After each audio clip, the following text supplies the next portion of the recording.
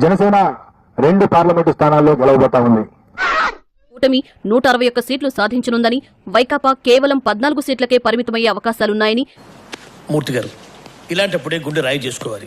పిఠాపురం నుండి పోటీ చేసినటువంటి శ్రీ పవన్ కళ్యాణ్ గారు భారీ మెజార్టీతో గెలవబోతా ఉన్నారు. ఏకపక్ష విజయంతో కూటమి పార్టీలు ప్రభుత్వాన్ని ఏర్పాటు చేయబోతున్నట్లు సర్వేలన్నీ ఢంకా బజాయించాయి.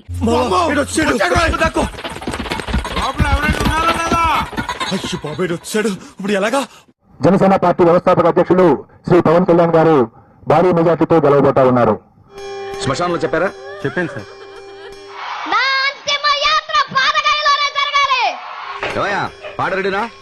త్వరగా సైకిల్ స్పీడ్ కు వైకాపా ఫ్యాన్ రెక్కలు విరిగిపోవడం ఖాయమని మెజారిటీ సర్వేలు తేల్చాయి. శ్రీ నారా లోకేష్ మంగళగిరి నుండి గెలవబోతా ఉన్నారు. మనం మ్యాన్షన్ వెళ్దాం పద. మ్యాన్షన్ అంటే ఏంట్రా? దిగిన తెదేపా, భాజపా, జనసేన కూటమికి దాదాపు అన్ని సర్వేలు 100కు పైగా సీట్లు వస్తాయని చెప్పాయి. ఎప్పుడు నవ్వుతూ పక్కన నేర్పిస్తుండే మీరు ఇలా బాధపడటం నేను చూడలేను సార్. శ్రీ నటులు శ్రీ నందమూరి బాలకృష్ణ గారు మంచి మెజారిటీతో గెలవబోతా ఉన్నారు.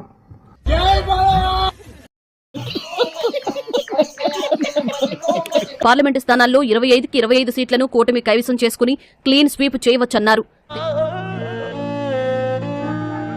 గుడివాడ అమర్నాథ్ గారు రాష్ట్ర ఐటీ శాఖ మంత్రులు ప్రస్తుతం గాజువాక నుండి పోటీ చేస్తున్నారు. వారు ఓటమి చవి చూడబోతా ఉన్నారు.